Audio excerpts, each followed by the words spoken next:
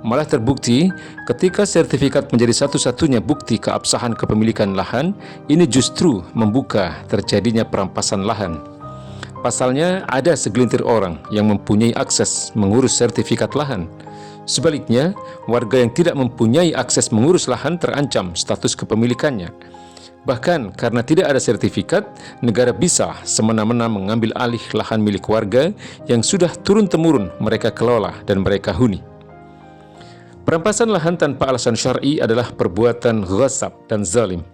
Allah Subhanahu wa Ta'ala telah mengharamkan memakan harta sesama manusia dengan cara yang batil, termasuk dengan cara menyuap penguasa agar diberikan kesempatan merampas hak milik orang lain. Allah Subhanahu wa Ta'ala berfirman, "Wala ta'kulu amwalakum bainakum bil batil."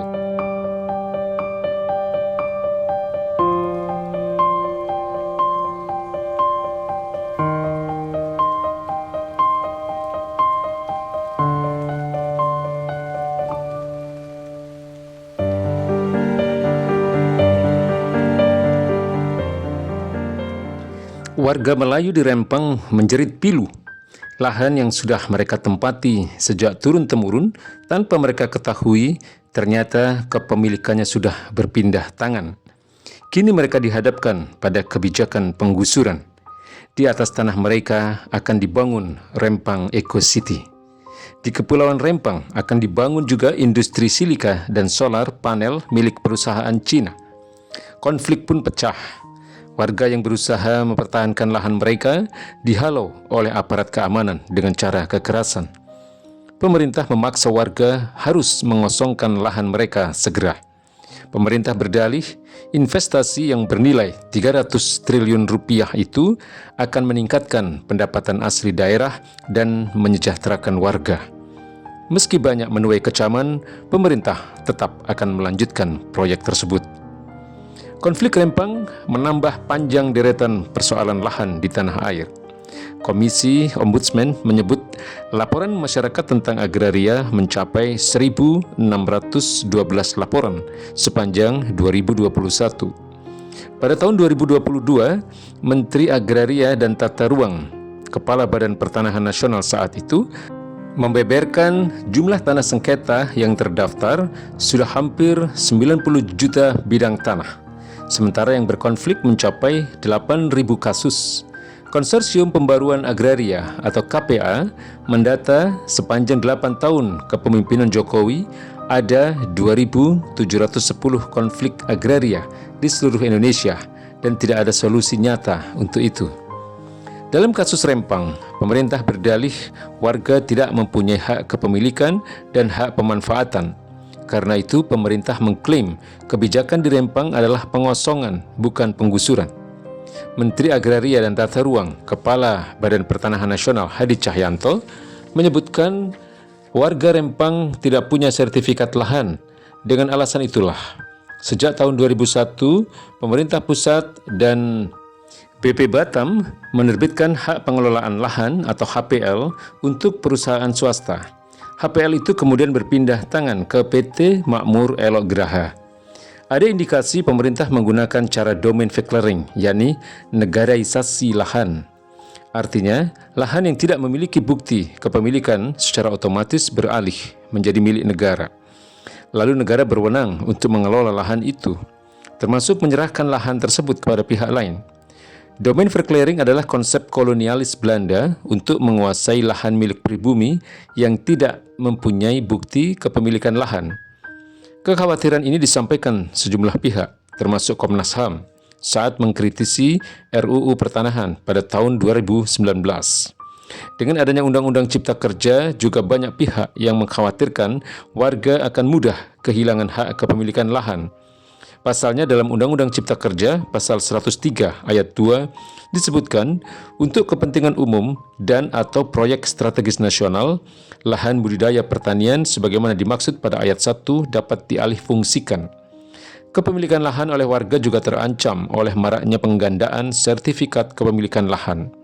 Banyak warga berkonflik karena sertifikat lahan ternyata dimiliki lebih dari satu orang. Ironinya, kejahatan penggandaan sertifikat lahan ini dilakukan mafia tanah yang justru kerap melibatkan oknum pejabat Badan Pertanahan Negara. Beda dengan sistem hukum lahan di negeri ini, syariat Islam melindungi harta masyarakat secara total, termasuk lahan. Islam mengatur skema kepemilikan lahan dengan adil. Warga bisa memiliki lahan melalui pemberian seperti hadiah atau hibah dan warisan. Islam juga membolehkan negara khilafah membagikan tanah kepada warga secara cuma-cuma. Rasulullah Shallallahu Alaihi Wasallam misalnya pernah memberikan tanah kepada beberapa orang dari Muzainah atau Juhainah. Beliau pun pernah memberikan suatu lembah secara keseluruhan kepada Bilal bin Al-Harith Al-Mazani. Syariah Islam juga menetapkan bahwa warga bisa memiliki lahan dengan cara mengelola tanah mati, yakni lahan tak bertuan yang tidak ada pemiliknya. Rasulullah Shallallahu Alaihi Wasallam bersabda, "Man ahya ardon maitatan fahiya lahu, walaysa li'irkin zalimin haqqun."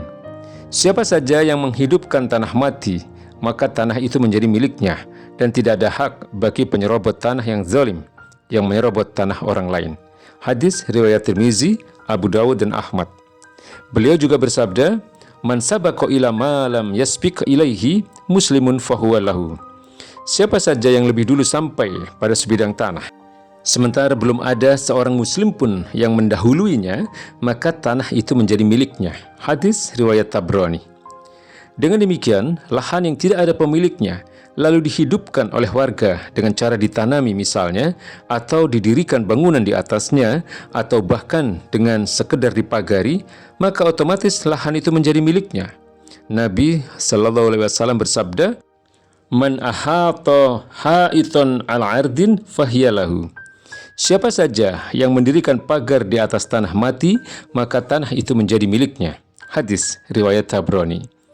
Namun demikian, syariah Islam juga mengingatkan para pemilik lahan agar tidak menelantarkan lahannya. Penelantaran lahan selama 3 tahun menyebabkan gugurnya hak kepemilikan atas lahan tersebut. Selanjutnya, lahan itu bisa diambil paksa oleh negara dan diberikan kepada pihak yang sanggup mengelola lahan tersebut. Ketetapan ini berdasarkan ijma' sahabat pada masa Khalifah Umar bin Khattab radhiyallahu anhu. Imam Abu Yusuf dalam kitab Al-Kharaj mencantumkan perkataan Khalifah Umar, tidak ada hak bagi pematok lahan setelah 3 tahun ditelantarkan. Imam Abu Ubaid dalam kitab Al-Amwal meriwayatkan bahwa Khalifah Umar radhiyallahu an pernah mengambil kembali lahan milik Bilal bin Al-Harith Al-Mazani. Sebelumnya, lahan tersebut merupakan pemberian dari Rasulullah Shallallahu Alaihi Wasallam. Namun Khalifah Umar melihat lahan tersebut ditelantarkan. Kemudian beliau memerintahkan agar Bilal hanya boleh menguasai lahan seluas yang sanggup ia kelola. Hukum yang jelas seperti ini akan memberikan keadilan bagi para pemilik lahan. Kepemilikan mereka yang telah puluhan tahun atas lahan tidak bisa dibatalkan atau diambil alih oleh siapa saja, bahkan oleh negara sekalipun, hanya karena tidak bersertifikat. Malah terbukti ketika sertifikat menjadi satu-satunya bukti keabsahan kepemilikan lahan, ini justru membuka terjadinya perampasan lahan. Pasalnya, ada segelintir orang yang mempunyai akses mengurus sertifikat lahan. Sebaliknya, warga yang tidak mempunyai akses mengurus lahan terancam status kepemilikannya. Bahkan karena tidak ada sertifikat, negara bisa semena-mena mengambil alih lahan milik warga yang sudah turun-temurun mereka kelola dan mereka huni. Perampasan lahan tanpa alasan syar'i adalah perbuatan ghasab dan zalim. Allah Subhanahu wa Ta'ala telah mengharamkan memakan harta sesama manusia dengan cara yang batil, termasuk dengan cara menyuap penguasa agar diberikan kesempatan merampas hak milik orang lain. Allah Subhanahu wa Ta'ala berfirman, "Wala ta'kulu amwalakum bainakum bil batil wa tudlu biha ilal hukam litakulu fariqan min amwalin nas bil ismi wa antum ta'lamun." Janganlah kalian makan harta di antara kalian dengan cara yang batil. Jangan pula kalian membawa urusan harta itu kepada para penguasa dengan maksud agar kalian dapat memakan sebagian harta orang lain itu dengan jalan dosa, padahal kalian tahu. Quran Surat Al-Baqarah ayat 188. Ayat di atas secara tegas mengancam siapa saja yang ingin menguasai harta orang lain, termasuk lahan orang lain, dengan cara menyuap penguasa. suatu hal yang dipandang lumrah hari ini. Tidak jarang orang-orang kaya, termasuk pengusaha, menyuap pejabat agar dapat menguasai lahan, sekalipun dengan cara merampas lahan tersebut dari orang lain.